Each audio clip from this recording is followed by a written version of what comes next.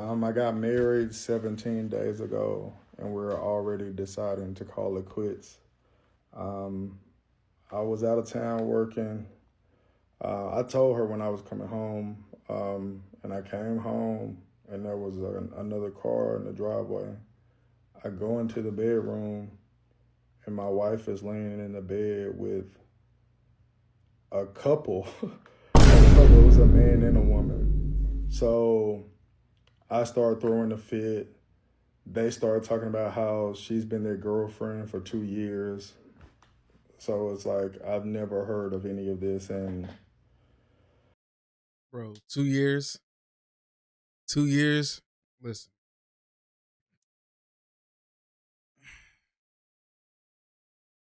like anybody, new viewer, old viewer, current viewer, if you've been to my channel, um, over the years, I have a whole bunch of undeniable proof, undeniable evidence of why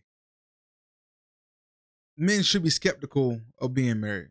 I'm not telling y'all not to get married. Men are your own men, guys are their own people. You're gonna have to think for yourself at the end of the day.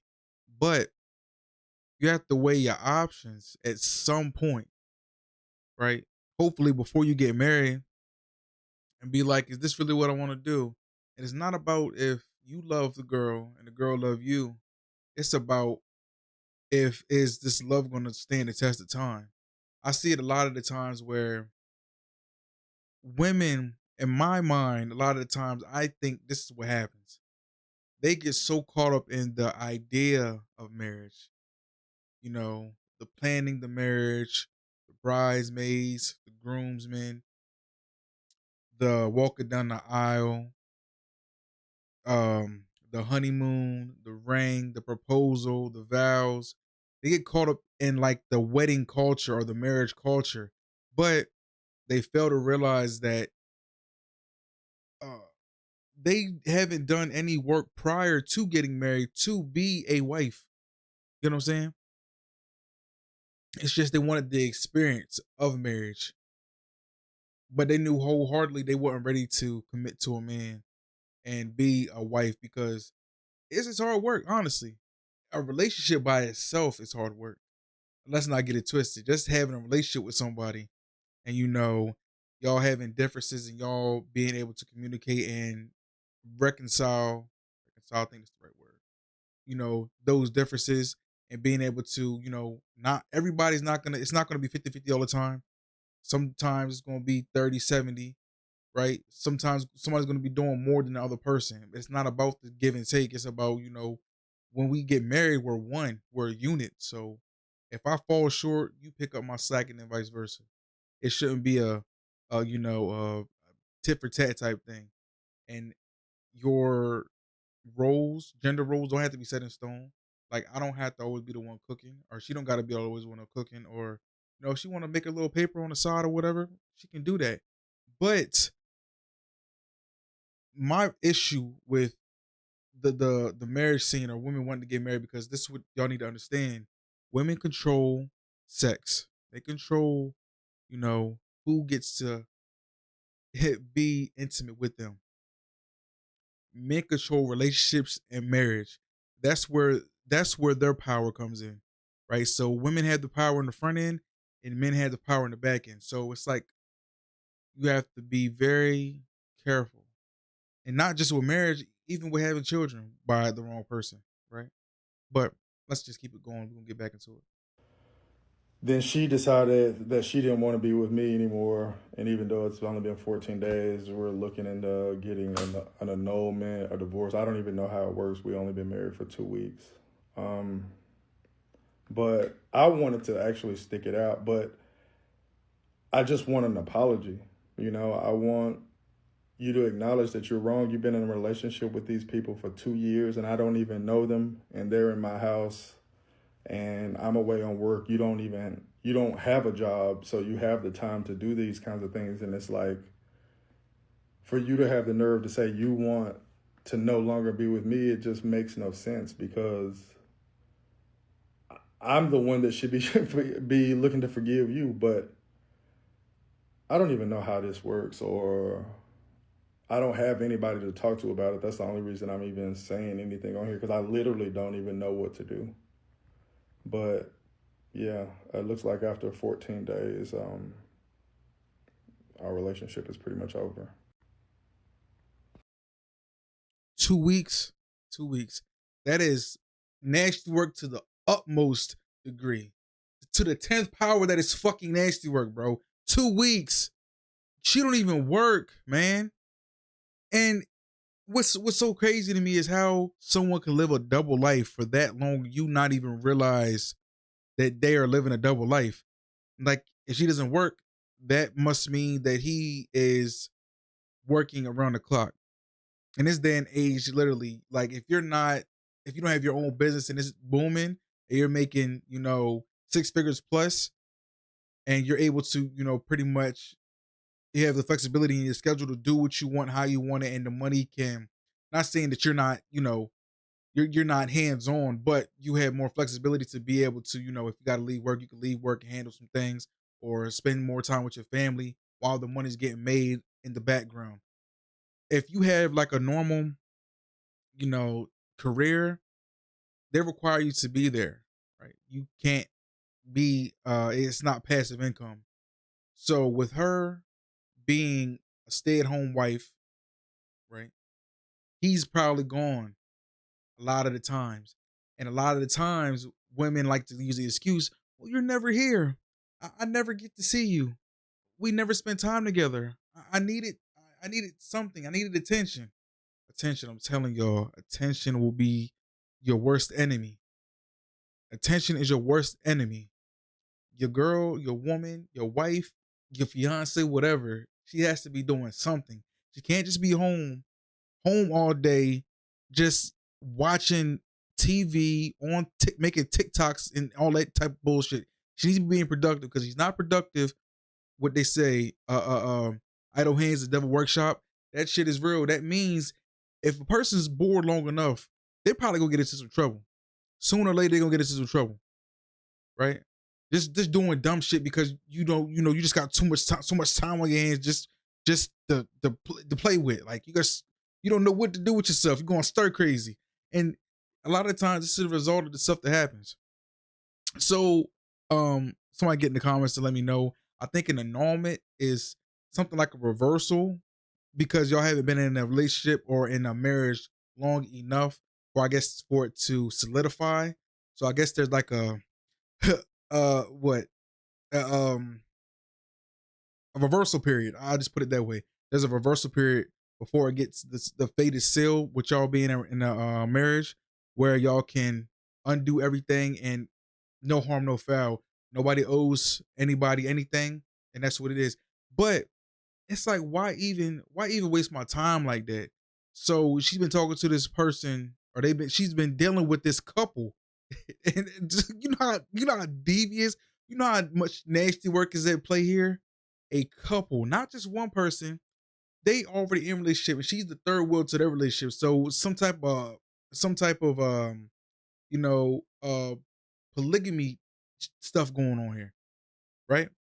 While I'm out busting my ass day in, day out, trying to make sure that we good, make sure we're secured, our future secured, and this is what you do on me. She belongs to the streets. I mean, like, what else could I say?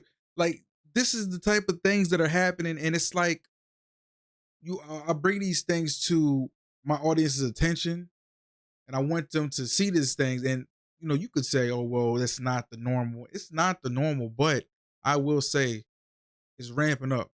These cases are coming in, you know, more and more day by day. When you see stuff like this, it's like, okay, this is you only see what's on the internet, what's projected on the internet, what is being portrayed on the internet with these wild stories. Imagine how much of it is not getting captured on, you know, in 4K. Not getting caught in 4K. Imagine all of that you're not seeing. You see what I'm saying? Wild, but there's a part two, so we're going to get into that. Give me a minute, and we'll be right back with it. Yes, I'm spending my Christmas alone. Yes, I'm getting a bunch of stupid ass text messages about people saying, I saw Spoken Reasons talking about you. I saw this guy on Twitter. They're flaming you in the comments. I don't care, bro. Yes, I was married for 14 days and apparently we're getting a divorce. I don't know. It's still a lot going on. But I don't care about people flaming me in the comments. I don't care about, oh, you're a simp, you're a sucker. When you love somebody, you do what you got to do, all right? So it wasn't on no, oh, you didn't know her long enough. You didn't know her long enough. I've known her forever, all right? And what we going through is what we going through. It's like people don't know how to mind their business. You know what I'm saying? Everybody got something to say, but you haven't walked in my shoes. Big deal, okay? Everybody then went through something. People get cheated on. It is what it is. I'm just tripping because my Christmas is being spent alone. I just go and check my safe. I had $16,000 in cash. Every penny to my name, I kept it in my safe. She gone and my money is gone. So I contact the police.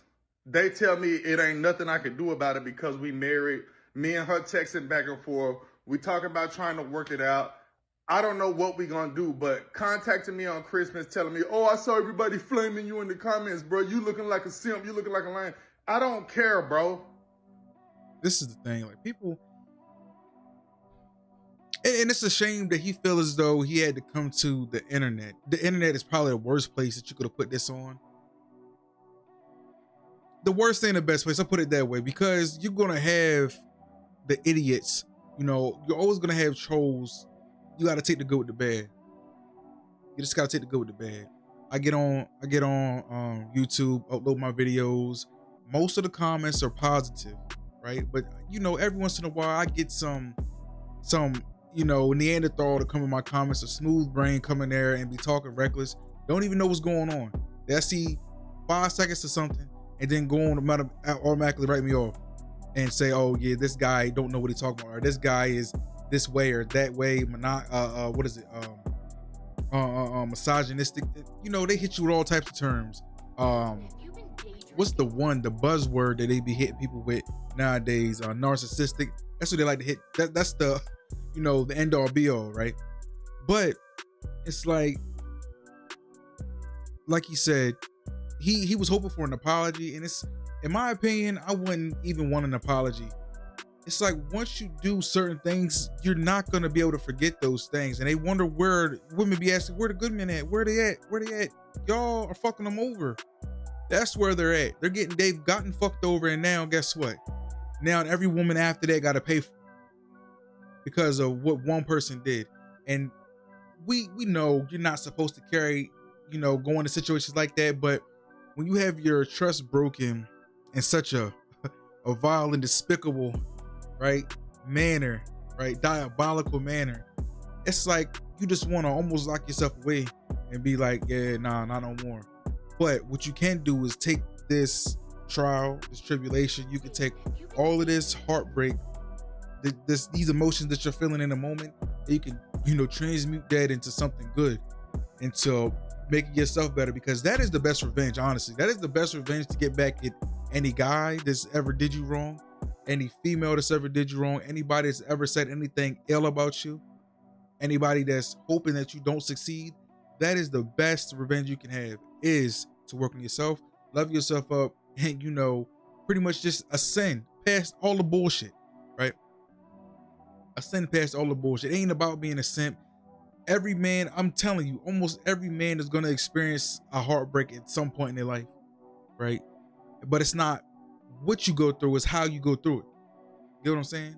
How you gonna navigate through this, divorce, if y'all end up divorcing. But honestly, bro, if I were you, or if I was like, a friend of yours, I would honestly I would just go and get the annulment, because 14 days in and you've been in this relationship with these people for 2 years. I don't know how long they've been together. He didn't, get into that, but it's like, and then you take my money, 16 racks of my money that I've saved. I don't know how long it took him to save that, but $16,000 is $16,000, regardless of you rich or poor. That's not nothing to sneeze at. See what I'm saying? So forget what anybody is talking about, trolling you, a simp, that. Forget all of that, right? How you deal with this moving forward, It's all you should be worried about. Whatever anybody says, they gonna talk. You know, if you doing good, if you stay with her, they gonna talk. If you get rid of her, somebody gonna have something to say about it, bro. Right? That's not. It's not all your fault, right? Now, what I will say, if you do end up staying with her, and then she doesn't end up leaving this couple alone, or some other shit happen in the scope or in the realm or relatable to what just happened that you were talking about, then that's to be like, all right, bro. Now what we gonna do from here, right? We know she's capable of this. We've seen her do it before. So did you make the right move? Only you can decide that. Really, that's only you can decide that, bro. Only the people in the relationship can decide how that's gonna go moving forward. But I don't know. But I do know one thing, though. It's your boy Alex. Make sure y'all down your eyes across your T's. Catch y'all in the next one.